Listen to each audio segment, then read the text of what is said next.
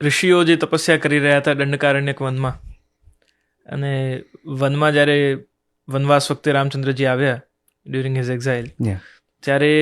ઋષિઓએ કહ્યું કે અમે જેની તપસ્યા કરી રહ્યા હતા, જેનું ધ્યાન ધરી રહ્યા હતા, જે પીતાંબર ધારણ કરેલા, જે વૈજયંતી માલા ધારણ કરેલા, જે વેદોમાં જેનું વર્ણન કરવામાં આવ્યું છે, વેદ જેને પુકારે છે, જેની પૂજા કરવાનું, જેનું ધ્યાન કરવાનું બતાવે છે, એ સાક્ષાત પુરુષ રૂપમાં અમારી સામે આવ્યા છો તમે, તો હવે તમે અમારો સ્વીકાર કરો. ભગવાન કહે છે કે આ તો મારું મર્યાદાનું અવતાર છે, અને એક પત્ની વ્રત છું, તમે બધી આત્માઓ છો, જીવ છો, તો એક સમય પર એકનું વરણ કરી શકું એવી મર્યાદાનું અવતાર છે મારું. તો એની માટે કૃષ્ણાવતાર લઈશ ત્યારે તમે બધા ઋષિરૂપા ગોપીજનના રૂપમાં આવજો, તો તમારા જે મનોરથ છે એને પૂર્ણ કરીશ. એક ઓર એની ડિટેલિંગની વાત એક બહુ સરસ જાણવા જેવી એ છે, વલ્લભાચાર્યજીનું જે પ્રાગટ્ય છે,